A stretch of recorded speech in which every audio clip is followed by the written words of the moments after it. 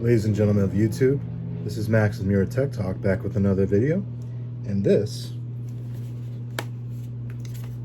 is the Samsung Galaxy Book Ion. So, this laptop I was able to get on a slight discount at $1,100, and it's fairly expensive for what I think it is, but this is such a light laptop. What I like, it has this blue accent running along the back. Very lightweight, all aluminum, magnesium construction, right? Okay. But there are a couple things I don't like, and two of them are big ones. And ultimately, why I'll be returning this laptop. But let's get into. So, for those of you that are not familiar with this laptop, it is a 15-inch full HD. I repeat, that is full HD, not 4K. And has Windows Hello, but only for fingerprint sensor.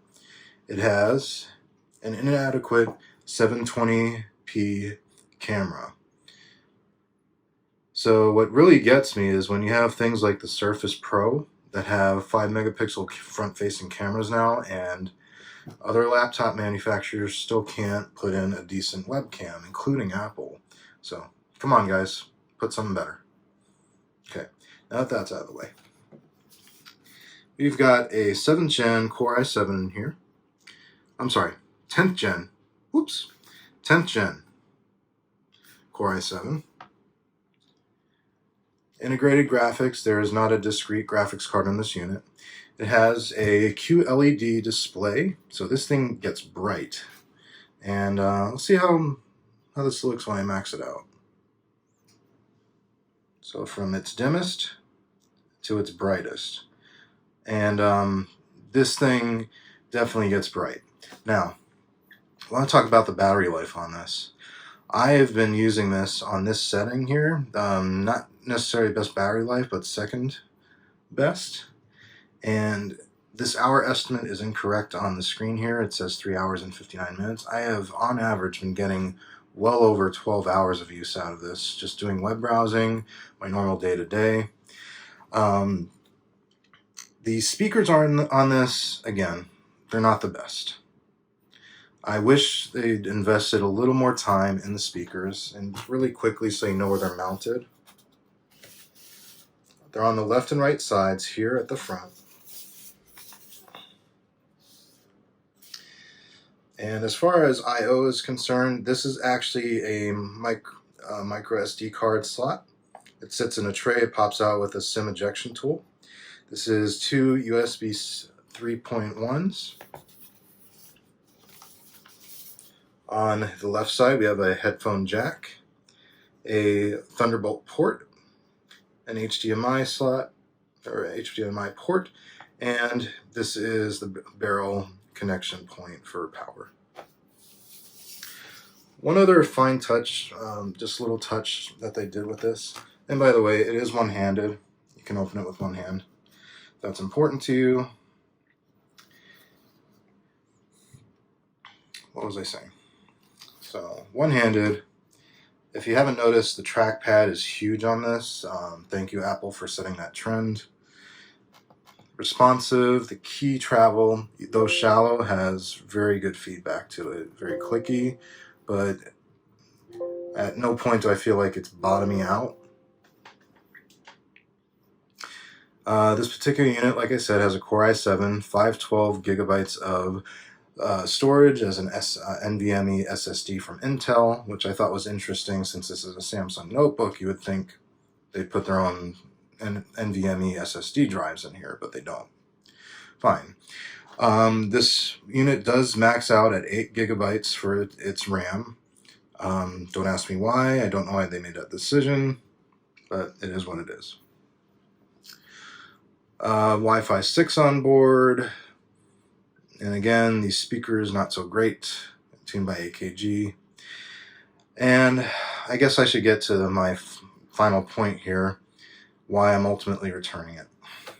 So, I don't know if you can see this, but the flex on this deck is just unacceptable to me. I'm just pushing with one finger. I don't know if you can see that on camera. You can see the flex in the keyboard moving. But I have no confidence in the structure stability of this.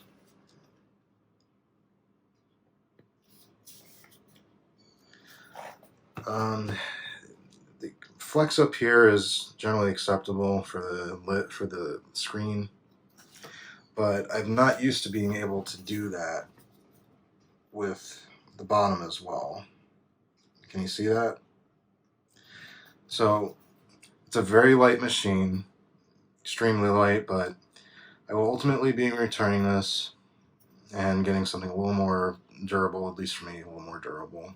I just don't trust myself that this is going to get dented up in my bag, in travel, whenever I am traveling again, or it's just something's gonna lean on it. I'm just afraid this is gonna get wrecked from something that normally would not trash the case of the unit. But other than that, it's a well-performing machine. It's very lightweight, non-touchscreen, by the way. If you want the touchscreen, go with the Flex series. Do I think you should buy this?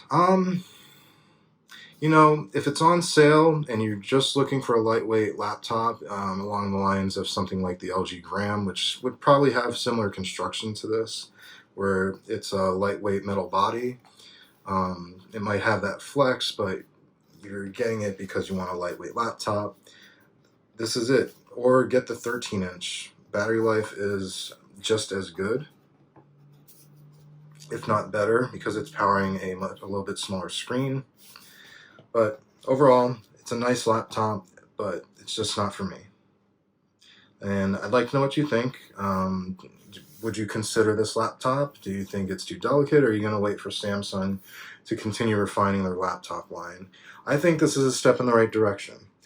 If my two biggest criticisms are, aside from the chassis being flexible like this, would be the speakers and improving the web camera. But other than that, it's a good performer. No stutters, no lag. I'm very happy with that in that regard. So let me know what you think. Hit that like button if you like the video, and if you really like my content, I'd appreciate a subscribe. To all of you that are subscribed currently, thank you so much. It really does mean a lot to me. Thank you. Take care. I'll see you in the next video.